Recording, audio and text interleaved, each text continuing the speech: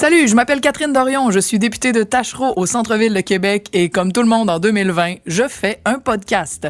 Pour le monde d'ici puis pour le monde d'un peu plus loin aussi, parce qu'on est tous dans le même bateau. Bienvenue à Nous ne sommes pas seuls.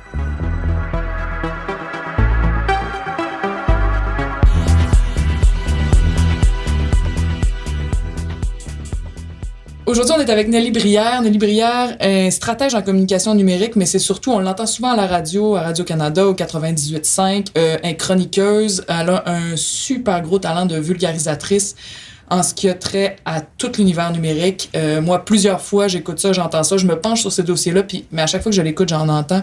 Elle est vraiment passionnante, fait que je me suis dit, on va y consacrer tout un épisode à jaser d'Internet, de toute cette nouveauté qui s'est abattue sur nos vies depuis une quinzaine d'années et qui change radicalement nos sociétés. Salut Nelly! Salut Catherine! Comment ça va? Ça va très bien. Yeah! Je veux te demander de partir avec une question assez directe. Il y a eu... Internet est arrivé dans nos vies, a transformé radicalement à peu près tous les pans de la vie.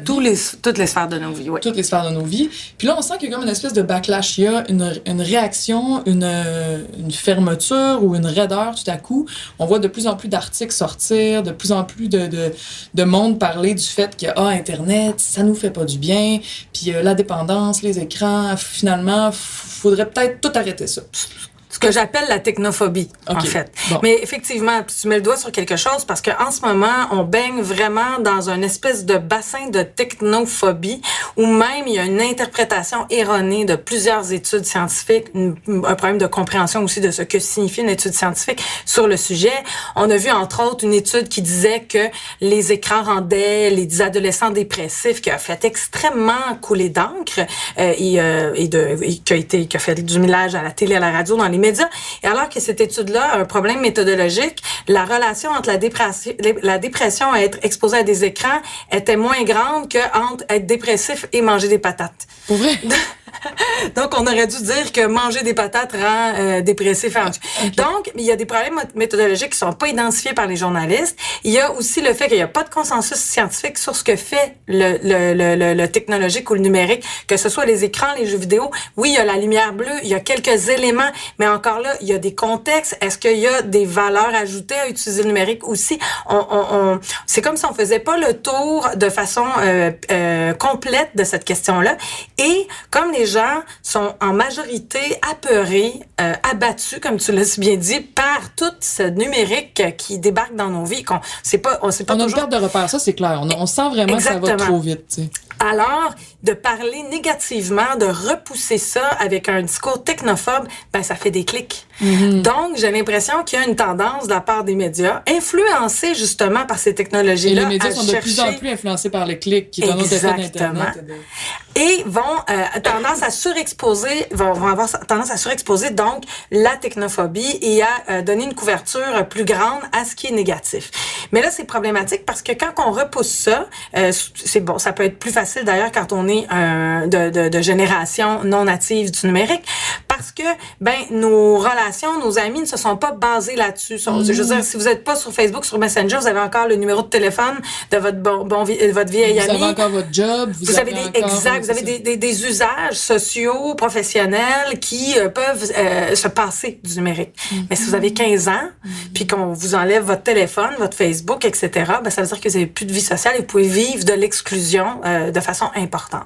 Et là, simplement relayant ça en étant comme quelque chose de problématique, on n'accompagne plus toutes ces nouvelles générations-là qui définissent son identité dans ce nouveau monde numérique. On les accompagne pas. On leur montre pas l'exemple sur les comportements à développer vis-à-vis de ces technologies-là. On leur apprend pas à développer les compétences qu'il faudrait par rapport, par exemple, à comment bien s'informer, comment gérer sa vie publique, sa vie privée, comment développer ou gérer ses relations, quel genre de comportement est acceptable socialement ou pas. Finalement, en rejetant tout ça en bloc, on évite de commencer à créer une culture qui ait sa propre éthique, qui ait ses propres règles pour être bien dedans, finalement. Là. En l'investissant pas, on laisse un peu ça à l'anarchie de ce que les compagnies privées vont vouloir en faire. Exactement. Mais entre autres, il y a les compagnies privées qui ont un impact parce qu'évidemment, ces entreprises-là ne sont pas des coopératives ou ceux qui sont en format coopératif. On parle de Facebook, on parle de tous les réseaux sociaux. Instagram, la famille Facebook qui a un monopole, là, mais après ça, sinon, c'est Twitter, c'est Google qui ont un comportement à la limite pire que Facebook. Fait que, je veux dire, c'est des entreprises qui sont un peu dans le système économique dans lequel on est obligés de prioriser le profit. Parce que s'ils font pas ça, ils vont se faire battre compétitivement par une autre entreprise. Pour battre l'autre, pour être plus profitable, alors, tu vas développer des algorithmes pour t'assurer que les gens passent plus de temps sur ta plateforme. Et ces algorithmes-là, ils sont basés justement sur le fait de te rendre actif sur la plateforme. C'est ce qui fait que, par exemple, toi, Catherine, tu vas t'ouvrir ton compte Facebook pour aller répondre à une amie qui t'a envoyé un message, puis qu'une heure après, t'es encore sur ton fil d'actualité, puis tu sais pas que c'est pourquoi j'ai pas répondu à mon ami. Non. Moi, là, j'ai parenthèse, tu sais, quand je fais ça, je me suis dit, à un moment donné, il y a eu beaucoup de films de science-fiction dans les dernières décennies sur un jour, les robots vont dominer la planète et là, les humains vont être soumis. Tu sais, c'est comme une peur qu'on porte en nous, là. C'est dans les récits humains, là. Un jour, nos créations, c'est Frankenstein, genre, vont nous dépasser puis vont nous contrôler. Ça, c'est le fantasme négatif. Dystopie, Ouais, c'est la grosse, l'angoisse, tu sais, du fond du fait qu'on est si créatif qu'on fait des choses que les humains ont produit des choses tellement puissantes. Puis ça a été la même chose avec la bombe atomique, avec toutes sortes de choses. Mais c'est utile, ces dystopies-là, parce que c'est ce qui nous permet de pas se rendre dans ces exagérations-là. Tu sais, combien de fois on a nommé 1984? Bon, on peut peut-être l'observer concrètement en Chine actuellement, mais ce que je veux dire, c'est que le fait d'avoir des références très claires de jusqu'où ça pourrait nous mener, Black Mirror est une série qui pousse. On en a besoin, ça c'est sûr. Exactement. Mais ce que je voulais dire, c'est qu'on est, par exemple, le fait que un jour les robots vont nous contrôler. Tu sais, des fois, à un moment donné, je pensais à ça. J'étais allée sur Facebook pour faire un truc très simple qui m'aurait pris normalement 1 minute, puis je serais retournée à mon moment présent que je vivais. Mais non, tu sais, j'ai passé plus qu'une demi-heure là à faire je sais pas quoi, puis je m'écœurais moi-même, j'en avais presque un léger haut le cœur des fois quand tu y vas, puis tu sais plus ce que tu fais là. Puis là j'ai dit voyons, qu'est-ce que je fais là-dessus là, j'étais en train de niaiser là-dessus puis j'ai pas voulu faire ça.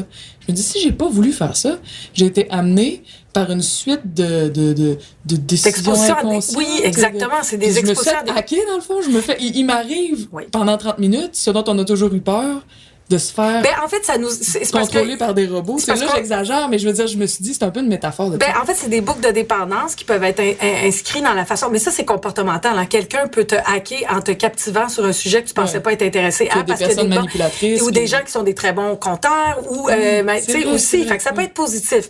Sauf que là, on utilise justement qu'est-ce qui intéresse des types d'humains, parce que les algorithmes connaissent nos comportements puis voient ce qui nous fait quitter ou rester sur la plateforme ou être actif.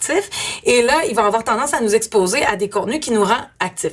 Ça peut être positif dans le sens où est-ce que c'est comme des mini-chercheurs personnalisés. Moi, j'aime ça parce que ça me fait découvrir des choses dans des sujets nichés qui me prendraient beaucoup plus de temps autrement. Par contre, il faut en être conscient pour s'en émanciper d'une certaine manière. Parce que qu'est-ce que ça crée? Quand tu parles de boucle de dépendance, c'est quoi? Exactement, c'est que les boucles de dépendance, c'est tout le système qui est inscrit dans les algorithmes. C'est souvent les jeux vidéo, sont les pères pour utiliser ça. C'est ce qui te fait revenir. Dans Facebook, c'est le like particulièrement, ou le fait que tu vas avoir une rétroaction qui va te donner une sensation. Tu sais, il y a bon, je pourrais pas. Il y a comme chimiquement un plaisir quand comme quelqu'un qui te rend un sourire, quelqu'un qui te donne une tape dans le dos, ça te stimule, ça te donne du plaisir dans la vie. Ça, ton cerveau est fait pour accueillir cette reconnaissance-là, puis en rechercher. Ben, sur Facebook, le like imite en quelque sorte cet aspect-là. Puis là, ça peut devenir problématique si tu recherches la reconnaissance sociale uniquement de manière numérique. Moi, j'ai pour mon dire que c'est un symptôme de peut-être qu'on en manque dans nos vies concrètes, de ces tapes dans le dos-là. Puis s'il y a autant de dépendance à Internet. Exactement. Chez les jeunes, c'est comme, OK, les valorisez-vous dans le concret, parce que peut-être que s'ils recherchent le like sur les réseaux sociaux, c'est parce qu'ils en ont pas assez dans le monde concret.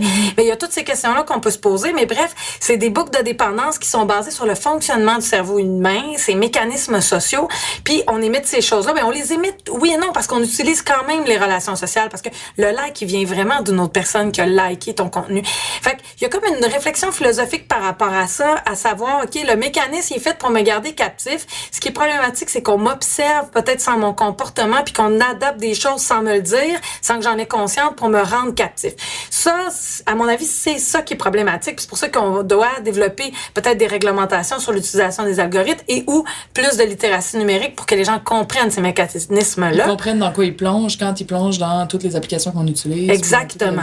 Mais on pourrait dire que dans l'industrie du cinéma, on peut voir la même chose. Ce qu'on insère dans un film, les recettes hollywoodiennes sont faites pour qu'on écoute des films, qu'on dépense, qu'on aille au cinéma. C'est encore le système économique qui induit des formats, qui induit des contenus, qui induit des choses pour nous manipuler financièrement, parce que le but, on veut être captif. Ouais, tant qu'à ça, les magasins, puis... Exactement. Fait que c'est ces espèces de principes de boucle de dépendance ou pour te garder comme une consommatrice qui continue d'utiliser un produit. En fait, ça, c'est le modèle capitaliste. C'est exactement ça, en fait. Oui. Puis c'est pour ça que moi, je pense que le numérique peut être absolument positif. Parce que ne serait-ce que les groupes sur Facebook qui permettent l'émergence de communautés d'intérêt, de mobilisation politique, là, tu as dû en avoir toi-même là, pour te présenter en politique, exactement. Et il y a aussi les boîtes de messagerie qui permet d'avoir des conversations en temps réel, même si on est extrêmement éloigné, d'avoir des relations amicales avec des gens qui sont géolocalisés ailleurs, mais qui peut-être partagent des particularités difficiles à trouver, tu sais, puis qui nous permettent d'être soutenus dans des choses que c'est pas tout le monde qui comprend. Si on a un handicap, une maladie particulière, par exemple, une condition en particulier. Fait qu'il y a plein de points positifs. Ça pourrait être hyper positif. Même le numérique pourrait avoir des fonctions au niveau du bien commun, au niveau du collectif hallucinant. Mais le problème, c'est que c'est complètement contrôlé par des entreprises privées qui décident... sont soumises à la nécessité de faire du profit et d'être numéro un en plus. Exactement. Et qui développent une espèce de capitalisme de surveillance, parce que c'est ça que ça fait, parce qu'on te surveille pour pouvoir mieux te manipuler finalement. Et là, en plus, c'est détourné parce que le but de tout ça, parce que ces plateformes-là c'est un marché à double versant, en fait, où toi, on te offre un service en tant qu'individu contre de prendre tes données. Mais le marché, en fait, c'est de vendre de la publicité à des entreprises qui vont pouvoir te rejoindre, que tu vas pouvoir, effectuer ce match-là entre un produit et un individu à l'aide des données que tu auras récoltées. OK? Ouais. Donc, c'est pour ça qu'on tombe dans l'espèce de capitalisme de surveillance qui est fait pour te profiler commercialement. Et là, ça devient, à mon avis, problématique parce qu'on a tous des outils qui font partie de toutes les sphères de nos vies, mais qui sont rendus un espion extrême de nos vies privées dans un but mercantile absolu et qui dénature des outils qui pourraient être, à mon avis, au service de l'humain de façon beaucoup plus saine. Donc, comment on pourrait imaginer, un Internet plus sain si on imagine que la nécessité... Parce que dans le fond, si ces entreprises-là n'ont pas absolument besoin d'être numéro un, imaginons, là, dans un monde idéal, toutes ces compagnies-là sont des grosses coops. Elles sont au Québec, maintenant. C'est ça, tu sais. Imaginons que ils sont pas obligés donc de faire du profit, donc ils sont pas obligés non plus de nous maintenir le plus longtemps possible sur leur site, tu sais. Ils peuvent dire, viens me voir quand ça me tente. Facebook pourrait dire... Ben non, parce que ça existe déjà, puis ils perdent. Parce qu'on est attiré par des plateformes qui ont des algorithmes comme ça, parce que, justement, on va être exposé à des contenus qu'on aime. Comme on finit par écouter certaines chaînes de télévision. Mm-hmm. Alors, moi, je pense, en fait, que la vraie solution, c'est l'éducation, la littératie, pour justement avoir un choix conscient. Avoir un choix conscient de dans quel espace tu veux aller, dans quel espace tu te situes. Déjà, Facebook va développer son onglet d'actualité, là, qui va être intéressant à suivre. Alors, ça va être peut-être de justement être conscient des niveaux d'algorithmes, d'avoir un contrôle peut-être sur ce niveau d'algorithme-là, qu'il y a un étiquetage de la façon dont les algorithmes se comportent, en quelque sorte, sur nos fils d'actualité. Mais ça, moi, je pense que ça doit passer par la réglementation. Parce que dans un monde merveilleux, si tu as des réglementations qui obligent les entreprises des façons de faire, dans la façon de développer justement des algorithmes, façon de faire au niveau de la transparence, qu'en plus, qu'on s'assure que les citoyens sont avertis, sont informés, sont éduqués pour comprendre ces écosystèmes-là et pouvoir décider de reprendre un certain contrôle, parce que tu peux pas t'en émanciper si t'as aucune idée que t'es manipulé, là, on s'entend. Alors, si on façonne tout ça, puis que c'est sûr que dans un monde merveilleux, il faudrait que ces entreprises-là, comme tu dis, soient des coops, mais je pense pas que... Malheureusement, la révolution mondiale n'est pas pour demain. Non, c'est ça. On s'en parlera quand ça arrivera. Mais là, on est clairement pas là. Mais en attendant, on peut au moins faire un minimum pour protéger les Québécois en justement proposant des projets de loi, des réglementations. Puis je vous dis là, Facebook les attend, ces réglementations-là. Ils l'ont même mentionné. Fait qu'ils vont pas se sauver, puis ils vont s'y plier. Ils se sont déjà pliés au RGPD, qui est une forme de réglementation européenne. Fait qu'est-ce qu'on attend ici pour mettre au centre du numérique le citoyen, puis d'arrêter de traiter ça comme une espèce de bébelle qui touche pas tous les aspects de nos vies. Ça touche notre système électoral, ça touche notre façon de consommer, ça touche notre éducation, ça touche tous les domaines. Est-ce que ça se pourrait que les pouvoirs politiques sont comme sont naturellement craintifs, en fait, à s'attaquer à des grandes compagnies, là, puis à dire, j'aimerais te réglementer. Ça a été le cas avec la cigarette, c'est le cas avec la malbouffe aujourd'hui, c'est le cas avec... C'est tout ce qui demande un changement de culture, parce que c'est un peu ça, dans le fond, que tu dis, de la réglementation, mais aussi, quand tu parles de littératie numérique, c'est de dire, vous évoluez dans un monde que vous devez comprendre, puis dont vous devez être capable de vous protéger de certaines choses, puis de valoriser certaines choses, puis de faire des choix. Mais pour ça, ça veut quand même dire, en quelque sorte, c'est enlever du pouvoir à des compagnies privées qui, défoulant en ce moment, sont plus puissantes que l'État québécois. Puis, mais c'est encore plus complexe que ça. J'ajouterais une couche parce que même dans le cas, par exemple, de Facebook, qui est très enclin à ce qu'on développe des lois, par exemple, le problème, c'est qu'on est en relation avec les États-Unis qui, eux, peuvent nous dire, en tant que Canada, par exemple, là, si tu veux réglementer le secteur de Facebook, moi, je vais réglementer le secteur du bois. Ils vont se venger, comme ils ont fait parce avec la France. Ils ont menacé la France de faire ça quand ils ont voulu faire une taxe au Google. C'est plus, fait que c'est des enjeux politiques. C'est difficile de s'émanciper, par exemple, d'un système qui est capitaliste quand l'hégémonie presque économique est faite par notre voisin et que on a des relations obligatoires avec lui. Pourtant, c'est tellement central, tu sais, c'est nos communications, c'est une forme d'éducation aussi. Puis là, c'est toutes nos relations, je veux dire, qui passent à travers ça maintenant, qu'on le veuille ou non.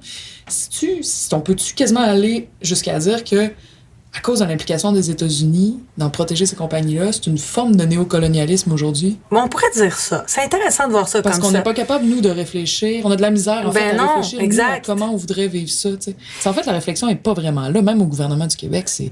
En fait, je pense qu'elle l'est de plus en plus. Il y a certains élus, mais encore là, c'est mal compris. Il faut que ce soit compris par les élus, déjà. Que ça, c'est une chose. Mais en plus, il y a tous les fonctionnaires qui sont très importants justement, dans ce qu'on développe. Il y a quand même des rapports très étoffés qui ont été développés. Il y en a un au fédéral, mais il est fabuleux, qui propose plein de solutions par rapport à ça. Il y a 26 recommandations. Là. C'est le 125e rapport fait par le comité sur la protection de la vie privée et ce que je pourrais te redonner le titre, mais ce rapport-là, moi je l'ai lu comme un roman de passion, tellement je l'ai trouvé intéressant. Il y a 125 pages, mais il est super bien expliqué. On a parlé à des chercheurs d'un peu partout, dans le cas du Brexit, dans le cas de ce qui s'est passé aux États-Unis, etc., au niveau du système électoral. Et il propose 26 recommandations au gouvernement canadien qui sont des recommandations ultra pertinentes. Mais il n'y a rien qui a été fait parce qu'on était avant de rentrer en élection. Puis la réponse du gouvernement canadien, ça a été de dire les entreprises privées en font pas assez pour protéger la démocratie. Mais tu peux pas balayer ça dans la cour des entreprises privées, comme tu balayes pas la santé dans la cour de Coca-Cola. Ça n'a aucun sens. Justement, si le gouvernement sert à quelque chose, c'est favoriser le bien commun dans une espèce de monde qui est plutôt anarchique, de pouvoirs différents, qui sont en compétition, qui veulent des parts de marché, qui sont... Fait que c'est pour ça que là, je pense que c'est ce genre de choses. Puis ce rapport-là proposait non seulement des lois, mais justement des budgets pour développer la littératie numérique, mais aussi une façon d'étiqueter, d'ajouter un code de déontologie dans les algorithmes, par exemple, pour favoriser l'information véritable par rapport à l'information problème, tu sais, de la source, par exemple. Fait qu'il y avait plein de propositions ultra pertinentes là-dedans. Fait que je pense qu'il y a des fonctionnaires de plus en plus qui font bien leur travail. Là, après ça, il faut que les élus suivent. Mais là, les élus aussi, il y a une question idéologique là-dedans. Il y a des élus qui sont d'accord avec plus de réglementation, d'autres pas. Je sais que dans le cas de ce rapport-là, les conservateurs sont absolument contre. Le NPD est absolument pour. Et puis, il s'était mitigé au niveau des libéraux. Mais là, qu'est-ce qui arrive au Québec? Ces questions-là sont pas super développées.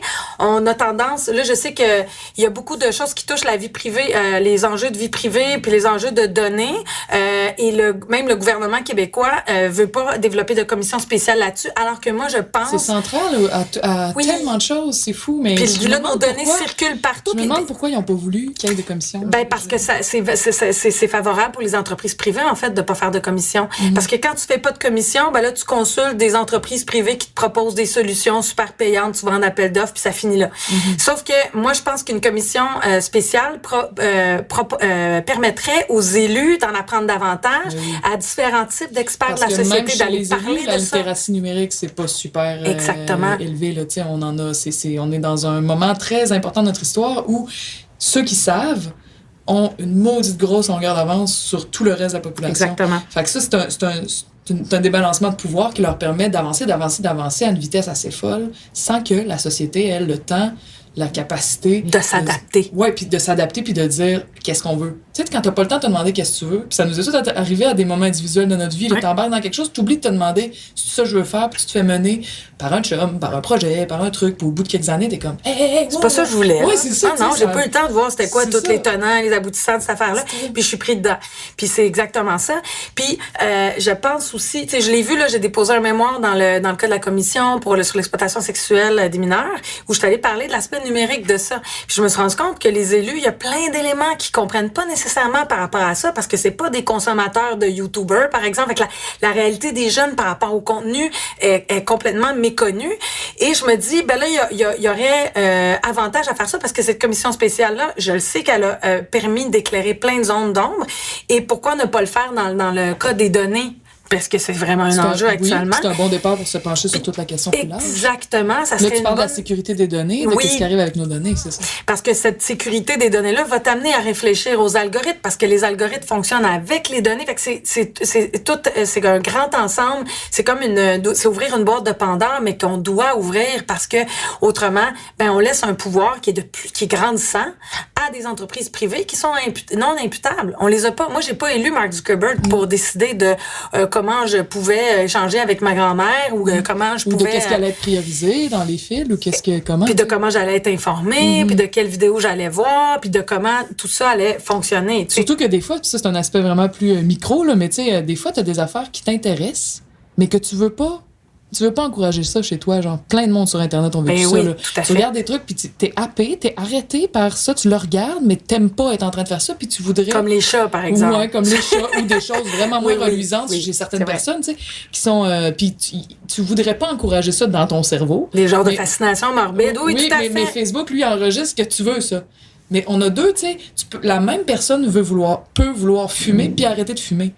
Puis le même désir existe, les deux. Tu sais, je veux arrêter de fumer, mais j'ai envie d'une cigarette. Ça existe. C'est pour ça que ça te prend un regard conscient puis une capacité consciente de contrôler ces éléments-là. Pas tellement partie de nos options. Notre consommation. Tu peux, à certains niveaux, mais il faut vraiment que tu sois geek. Moi, je le fais parce que je suis consciente de tout ça, parce que je le suis de proche, mais je suis absolument consciente en même temps que c'est très difficile à suivre et que la majorité des gens ne connaissent pas tous ces éléments-là de contrôle qui existent.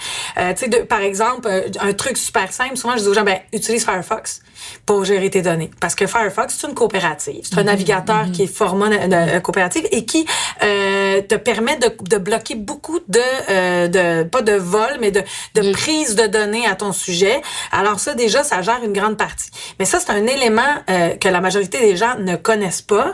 Puis ça, il y en a plein. Il y en a toute une série de choses comme ça qui concernent Instagram, Facebook, Messenger, WhatsApp, Snapchat, toutes les plateformes que tu peux utiliser. Il y a des moyens, mais on les connaît pas. Exactement. Puis t'entends sinon des choses complètement rocambolesque, comme par exemple, utilise pas TikTok parce qu'il y a des espions chinois, puis tes enfants sont en péril, t'es comme, voyons donc, c'est parce que, OK, mais je veux dire, l'espionnage que ton enfant fait des dabs ou des moves, le floss dance ou je sais pas, là, c'est pas... des choses, pour ceux qui savent pas, qu'on fait sur TikTok. Oui, c'est là, je donnais des exemples de danse dans Fortnite, là, c'est peut-être même probablement très dépassé, mais dans le sens où est-ce que tu fais des performances, mais qui sont très ludiques et que c'est pas des données sensibles. T'es pas en train de dire, tu sais, ça donne pas d'indicateur sur pour qui tu vas voter, avec quel produit tu vas acheter, nécessairement. Alors que ça, d'autres sites, d'autres plateformes, elles les utilisent abondamment. Fait que là, tu vois que TikTok, c'est grave parce que c'est chinois, mais Facebook, c'est correct parce que c'est américain. Fait que là, déjà, c'est comme bizarre comme prétention, parce que là, je veux dire,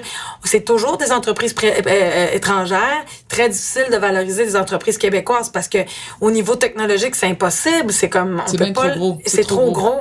Fait que là, étant donné que je pense que ça, c'est un combat qui ne peut pas se mener, de compétitionner au niveau des plateformes, d'en avoir d'ici, d'au moins réglementer celles qui viennent d'ailleurs pour favoriser ces choses-là. Puis un autre petit élément, puis ça, je pense que tu vas aimer ce commentaire-là, c'est au niveau des productions culturelles d'ici. Là, je sais pas si tu as entendu parler là il y a une proposition d'un rapport, justement, du CRTC récemment, là? Exactement, pour que le CRTC prolonge, dans le fond, c'est sa loi, l'esprit de sa loi sur le numérique.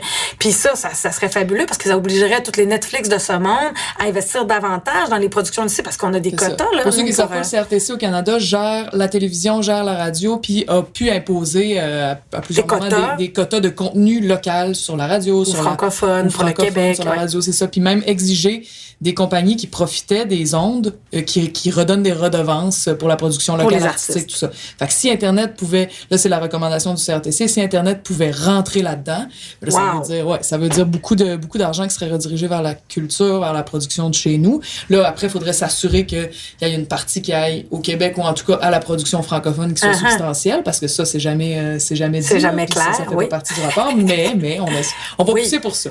Moi, je veux qu'on finisse sur un truc plus sociologique. Il y a, on entend beaucoup des gens, des adultes en montant, là, mettons des 40 ans et plus, disons, je vais grossièrement dire les jeunes sont toujours sur leur machine, sont tous dépendants, on n'a plus accès à eux, sont pas là. J'ai jasé avec plein de vrais petits vieux, là, adorables personnes super le fun, avec qui j'ai jasé en région cet été. J'ai eu des super belles conversations avec eux. Mais ça revenait tout le temps. Ils sont tout le temps sur la machine, ils pitonnent tout le temps. Puis pour eux, c'était comme un choc, là, tu sais. Fait que qu'est-ce qu'on fait? Un, est-ce que c'est vrai? Puis deux, comment on fait pour pas être divisé par génération? Là, il y a deux choses là-dedans. Il y a déjà, premièrement, cette espèce de préjugé très renforcé que le jeune est toujours sur son téléphone. Moi, ça me fait toujours j'ai un petit rire interne parce que je travaille avec des ados, des jeunes, puis la critique qui me revient le plus souvent, c'est que leurs parents sont tout le temps sur leur téléphone. Fait que je pense qu'il y a un problème peut-être de modèle. Comme on a fait, nous autres, avec nos parents qui étaient tout le temps devant leur télé. Exactement. Ou est-ce que, c'est sûr que si, quand ton enfant te pose une question, puis que t'es sur ton téléphone, il faut pas que tu t'attendes à ce quand tu lui demandes de venir souper, qu'il vienne tout de suite. Quand toi-même, tu réponds pas tout de suite. Quand tu fais 14 fois qu'il essaie d'avoir une conversation avec toi, puis t'es là, t'es sur son téléphone. Il y a déjà ça. Fait qu'il y a déjà le modèle. Deuxième chose, il y a l'espèce de civisme, de comportement par rapport à nos appareils qui est comme pas encore installé, puis qui est en train de se faire de manière un peu nichée.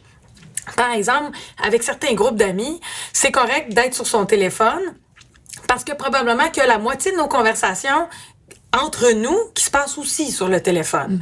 Fait que ça arrive dans certains groupes. Tu veux dire qu'on est avec certains groupes d'amis dans la réalité, mettons, dans la réalité, pour les plus jeunes. C'est correct qu'on sorte notre téléphone. Oui, pour certains groupes, c'est OK entre eux. C'est ça le code. Mais là, tu vas avoir un ado qui navigue là-dedans, où il est avec des groupes d'amis, où c'est toujours correct d'être avec leur téléphone parce qu'il y a une espèce d'aller-retour entre le concret puis le virtuel qui est accepté dans le groupe parce que ils vont l'utiliser pour converser, pour créer du contenu. Puis c'est fluide, cette affaire-là. Puis là, tout à coup, ils se ramassent avec un autre groupe où c'est pas les mêmes codes. Et là, il y a une adaptation à le sortir, puis tout le monde est choqué. Exactement. Fait qu'il faut toujours, premièrement, comprendre, ça c'est un apprentissage que les jeunes ont à faire, comprendre t'es dans quel environnement, puis c'est quoi le taux acceptable de sortie de ton téléphone. Puis même on parle des jeunes, mais moi-même, ça m'arrive de présenter des amis qui ont mon âge, entre 35 et 45 ans, puis ils font la même chose. Puis il y en a un qui le sort au bout pour faire une recherche tout à coup, sans dire aux autres... Hey, excusez-moi, je veux regarder ça, ou tu sais, ou ça, c'est ça, puis moi, je suis mal à l'aise, là. Moi, je suis comme genre, non, là, je veux que mes amis s'aiment, personne se juge, ça en fait pas ça. Mais ça t'amène un bon point, parce que l'autre affaire, c'est qu'on dit pas ce qu'on fait. Puis ça, c'est peut-être un autre problème. Exemple, on a une discussion passionnée sur un sujet, je sors mon téléphone, t'as l'impression que je réponds à un autre texto, puis je m'en fous. Je suis peut-être en train de faire une recherche Wikipédia pour étoffer notre conversation. Mais ça, on a comme pas le réflexe de se le dire. Moi, j'essaie de le faire maintenant. Ça me met mal à l'aise quand de faire, je sors mon téléphone, je fais juste chercher, je vais étoffer ce qu'on se dit, je vais sur Wikipédia. Puis ça, c'est des réflexes qu'on Parce que tu irais chercher l'encyclopédie et on se poserait pas de questions. Ben, ça serait exactement. Ça. Fait que là, il y a tout ce code-là de qu'est-ce qu'on est en train de faire, de se le dire, de s'avertir pour pas que l'autre sombre dans une paranoïa. Parce que pour nous, ça semble normal. On se dit, c'est correct ce que je fais, je peux sortir mon téléphone, c'est légitime. Mais il faut le dire à l'autre parce que l'autre, il va pas penser, il va pas le savoir. T'es en train de l'abandonner là, tu sais. Tout à fait. Je suis plus avec toi, là, je fais d'autres choses. Puis, dans certains groupes d'amis, peut-être que tes amis vont assumer que tu fais ça parce que c'est ça votre usage. Quand tu sors ton téléphone devant lui, c'est toujours pour ça. Peut-être que ça, c'est déjà fait. Donc, il nous manque une culture. C'est exactement ça. La culture de l'utilisation du téléphone n'est pas définie parce qu'il y a personne pour la présenter, pour la proposer. Je veux dire, moi, les enfants, on leur apprend à leur dire bonjour, s'il vous plaît, merci, comment manger à table. Mais comment utiliser son téléphone, c'est comme disparate. C'est quoi qui est poli, c'est quoi qui est pas poli, c'est complètement... C'est vrai que c'est pas normé. Non, c'est en train de se faire, puis c'est un petit peu n'importe comment. Fait que c'est pour ça que moi, Puis même, j'ai fait une chronique avant le temps des fêtes à Radio-Canada où j'expliquais, ben là, c'est le temps, quand vous commencez, tout le monde est arrivé, là, avant de faire votre soirée de Noël, puis qu'il y en a qui se craignent contre les autres, ben établissez c'est quoi les règles. Vous recevez, dites à tout le monde si vous êtes à l'aise qu'ils sortent leur téléphone ou pas, puis pour quelle raison ils pourraient le sortir. Si c'est pour prendre des photos, c'est correct. Mandatez donc une personne qui a un bon téléphone puis qui est bon là-dedans pour qu'il fasse les photos. Tu sais, de juste le définir. Parce qu'on est là pour être ensemble, donc si on décide qu'on est ensemble, on peut peut-être tous s'entendre sur... Comment qu'on utilise le téléphone. Puis le téléphone peut être très bien pour la mise ensemble parce qu'il peut permettre justement de faire des souvenirs, des vidéos, des photos. Puis aussi des fois, l'ado qui a une famille repartagée, qui veut être en contact avec... C'est Noël, il veut être en contact avec l'autre parent ou avec d'autres parents qui sont pas là présentement. Il veut partager quelques selfies, quelques commentaires.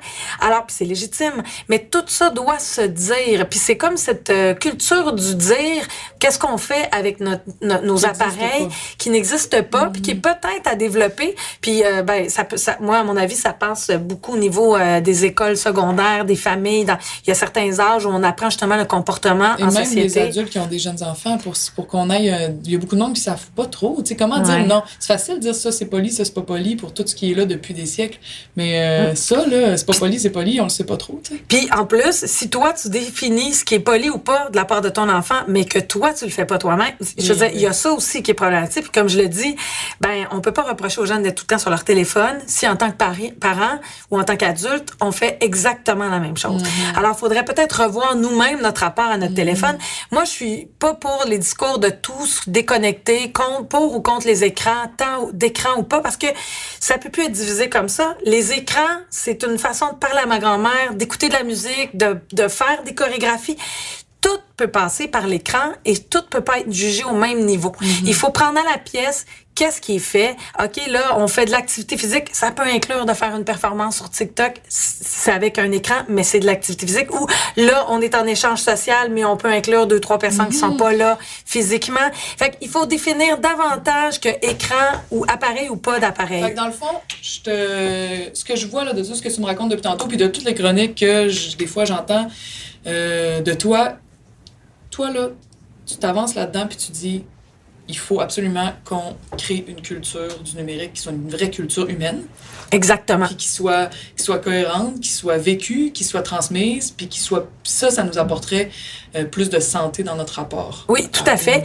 Plus de santé, puis plus d'émancipation, plus de compréhension de ces univers-là. Puis il y a des façons merveilleuses. Je veux dire, on a vu des mobilisations merveilleuses avec les médias sociaux. Puis je veux dire, il y aurait des applications aussi en démocratie qui seraient hallucinantes là, pour consulter la population avec certaines... pas plateformes, là, mais avec certaines technologies en particulier, de façon d'informer la population davantage sur certains sujets. Fait il y a plein d'applications fantastiques pour le collectif. Mais il faut travailler à pouvoir avoir une action dessus, à comment ça se développe. Exactement. Il faut plonger les mains dedans, puis réfléchir et nuancer tout ça, et ne pas faire c'est bon, c'est mauvais, puis ne pas rentrer dans cette espèce d'approche dichotomique, le bien, le mal, les écrans c'est mal, la vie. Puis l'autre expression qui résume bien ma pensée, c'est que on peut pas dire c'est réel ou virtuel. Ce qui est virtuel peut être très réel. Moi, je dis c'est concret ou virtuel. Mais dans les deux cas, si quelqu'un t'exprime un sentiment, même si c'est par chat, ce sentiment-là est réel, n'est pas virtuel. Dieu sait qu'on en sent des sentiments, des fois, des émotions en allant sur Internet, puis en lisant des choses, puis il y a des choses qui nous rentrent dedans, puis là, l'émotion est très réelle. Exactement. Puis le fait de mentionner ça comme si c'était pas ancré dans le réel, c'est comme ça diminue notre vécu un peu. Puis ça diminue aussi l'impact de ce qu'on fait sur le numérique et ça peut faire en sorte qu'on va très loin dans la façon dont on se comporte sur le numérique. Là, tu as été exposé à des trolls, donc tu le sais. Ben ça contribue de minimiser le numérique en disant que ben ça c'est pas vrai. Non, quand on insulte quelqu'un, c'est aussi vrai que dans le réel. Alors c'est cette culture là de hey, cet espace-là, c'est pas un sous-espace qui a moins de sens. Quand tu dis à quelqu'un que tu l'aimes ou que tu le détestes, ça n'a pas moins de portée parce que ça se passe dans un espace chat ou dans le réel. Ça n'a peut-être pas le même impact, c'est pas le même senti, c'est pas le même, mais c'est pas moins réel. Et on doit prendre en considération l'aspect réel du virtuel finalement pour l'inclure dans notre façon, dans notre culture dans notre sociale, dans notre philosophie, dans tout. Dernière question, tu te fais inviter, mettons, dans un chalet dans le bois, puis c'est pas de téléphone, pas de rien pendant 2 jours, tu réagis comment? Ben moi, je fais ça au moins une fois par année, ça m'arrive. Donc oui. ça te fait plaisir, tu dis pourquoi pas? J'irai pas dans une prison entre 4 murs qui a rien à faire. Moi, j'adore aller dans un endroit que j'aime, comme par exemple aller dans la forêt. J'aimerais ça. Mais faut faire attention parce que des fois, il y en a qui disent ça, mais pour quelqu'un, aller dans un chalet dans le bois, c'est pas le fun. Fait que là, il va trouver ça pénible. Fait qu'il faut lui proposer un environnement qu'il aime. Ouais. Comme un adolescent, tu vas lui dire, hey, tu t'en vas dans un arcade ou je sais pas si c'est un maniaque de jeux vidéo. On peut pas non plus juger de ça.